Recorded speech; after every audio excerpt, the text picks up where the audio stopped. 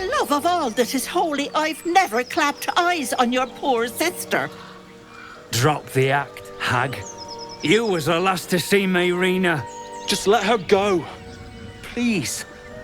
You there? Please, I don't know what's come over these boys. I just want to go home. Stop this! We won't ask again! Careful! Don't trust a word out of her mouth. Our sister went to the hag, and we ain't seen her since. Hand over heart, I don't know their sister. I will gladly help you all look for her, though. Enough. Where is she? Bollocks! You were supposed to rush to my defense, love. Fat lot of good you are.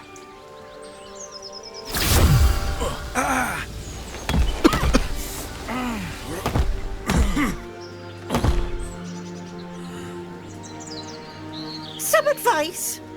You ever darken my door, you'd best have that head bowed and an apology at the ready. Bye-bye now. That boar shows no signs it was killed by...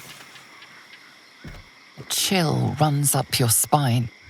You feel like you're being watched. The place has a quiet sense of calm. You can't see anything strange. The pig's dead, my friend. Staring at it won't bring it back.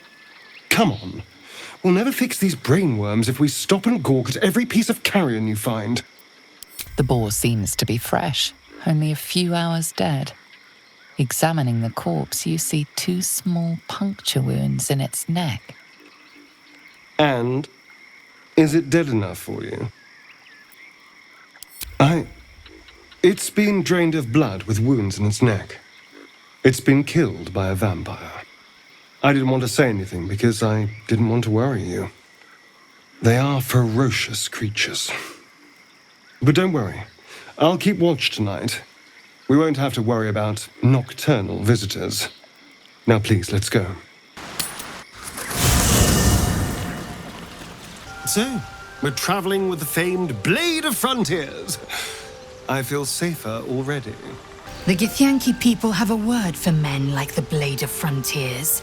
Shalak. Roughly translated, idealist do-gooder. Or better yet, benevolent burden. His confidence is an asset.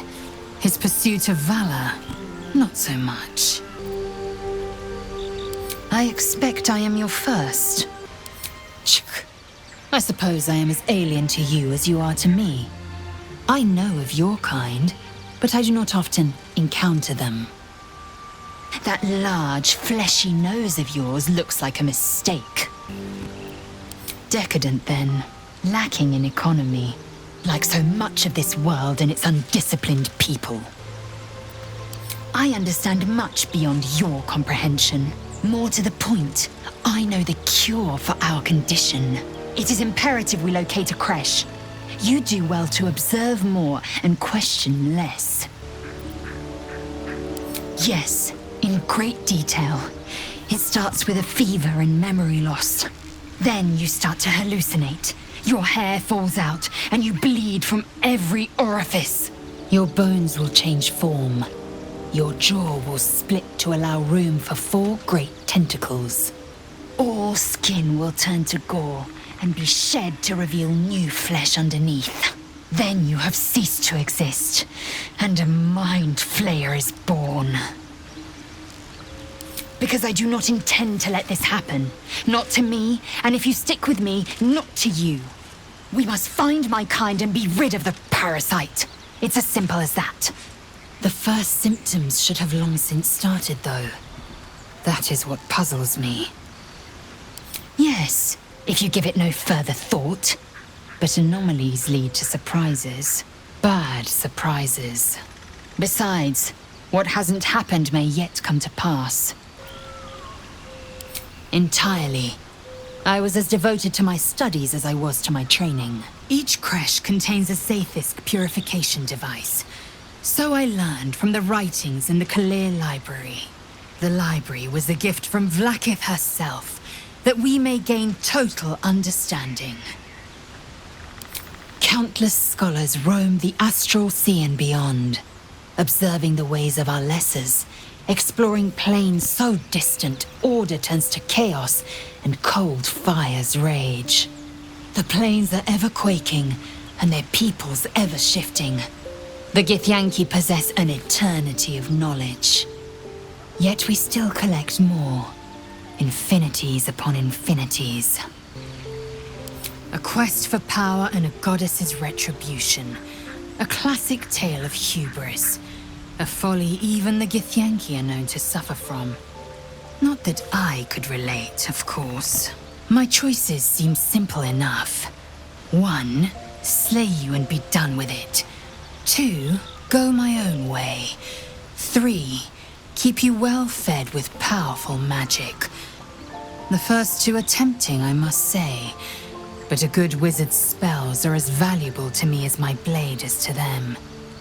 So choice 3 it is. We will fatten you with the artifacts you require. And when I need your aid, I'll make certain you return the favor. A fair trade by any estimation. The goblins still infest the roads. As long as their leaders live, Zevlor's people are trapped. My father once said, one does not pursue a champion's life. One merely answers its call. So it was for me. I was hunting near the Cloakwood when I heard it. A child crying out from a lone farmstead. I found him in the fields, flanked by goblins. His mother's corpse blared into the soil next to him. I don't remember much of the battle, but I remember drying the boy's tears after. Proud? No. Angry. Angry at the monsters preying on innocents. Angry at the so-called good gods for tolerating the cruelty of the evil. Angry at myself that it took so long for me to see the coast suffering. The frontiers demanded a blade, and so I heeded. Karlach's fires raged in Baldurs Gate before she escaped to Avernus, as my source told it, and she was planning to return.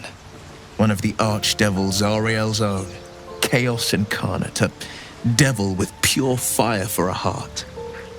I made my way to Avernus to stop her. She fled from my reach, even climbed aboard the Mind Flayer ship as it screeched through the hells. I followed in close pursuit. I can't bear to imagine the lives Karlach might be taking, the damage she might be doing. A powerful friend with a keen interest in privacy. I'm sworn to say no more.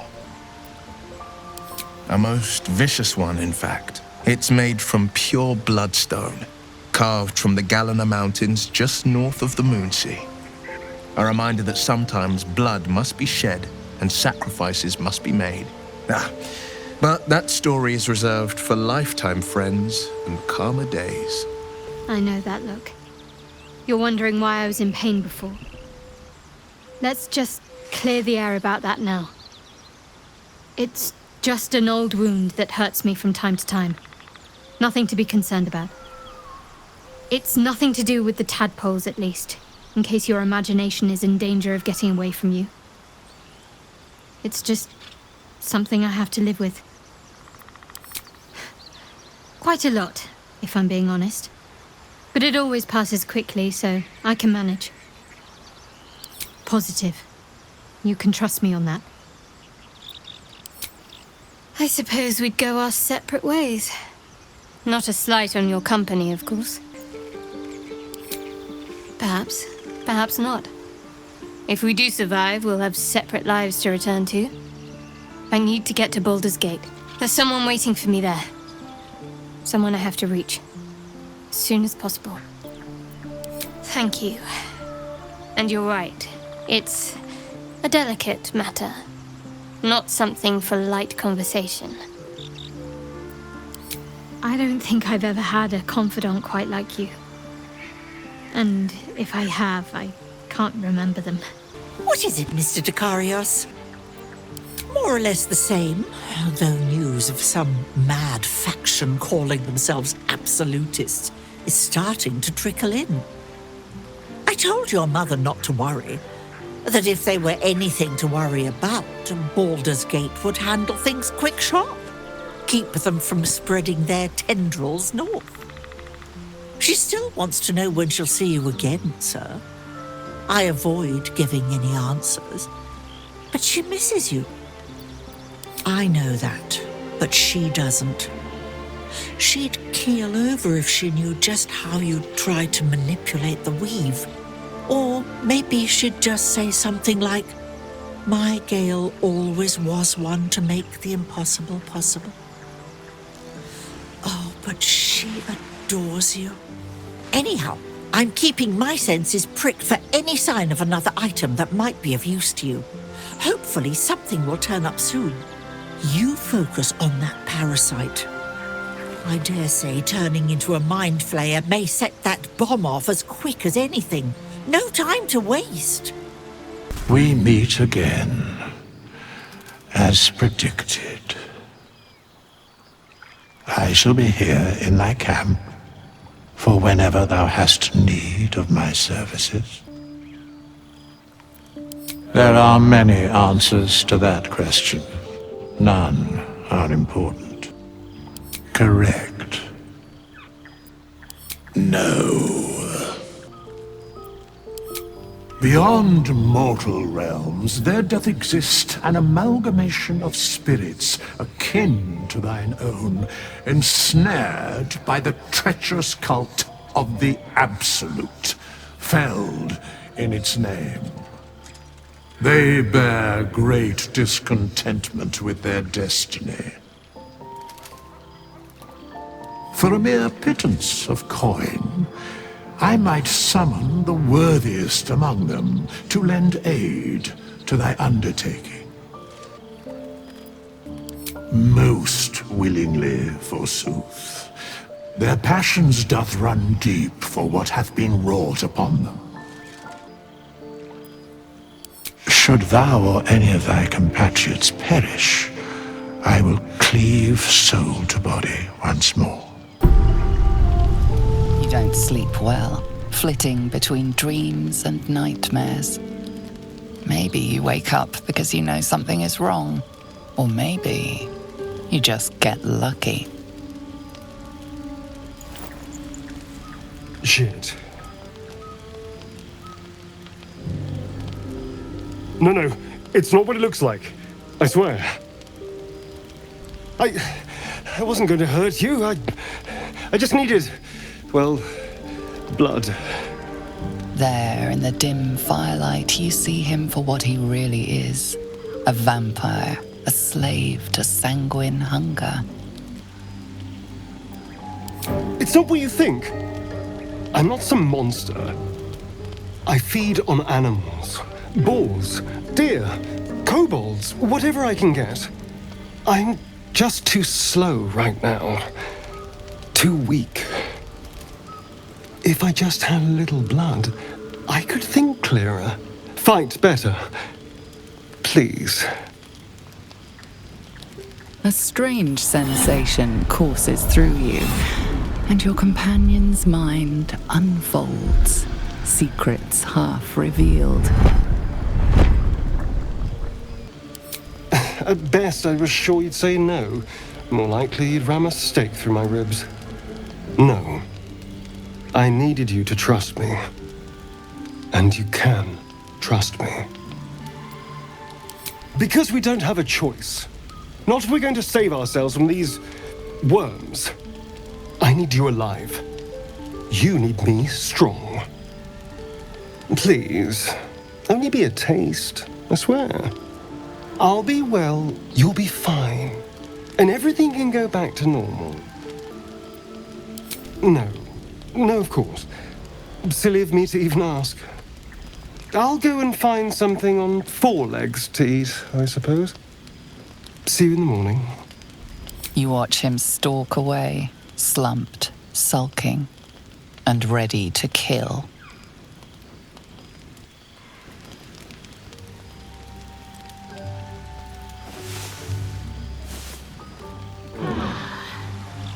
Morning. I hope last night's little unpleasantness hasn't left a bad taste in your... Well, I hope there are no bad feelings. Oh, I have no idea. By rights, I should be cinders in this light, but someone or something is keeping me alive. Standing in the sun, wading through a river, wandering into homes without an invitation. They're all perfectly mundane activities now. As for my other quirks, well, we can figure those out in time. That's my theory, but who knows? I'm just glad you're being sensible about these revelations. I was worried people might turn up with torches and pitchforks. Although there's still time. A vampire among us? So be it. But should I wake with so much as a drop of blood on my neck, I will end him. I'd just better not wake in the night to find fangs at my throat. Quite the opposite. I'm here in the spirit of openness and honesty to work together as a team. Maybe we could get him to wear a bell. Dissuade any nighttime prowling. There now. We're all friends again. Shall we go? There's a long day ahead of us. The parasites are merely a symptom of a greater sickness in Faerun. The infected hear the voice of the Absolute and believe it to be a god. The Absolute is more dangerous than you can possibly conceive. Jeżeli filmik się spodobał, to ja zachęcam do subskrypcji kanału, a już niebawem pojawią się następne części. Pozdrawiam i do zobaczenia w następnym filmie.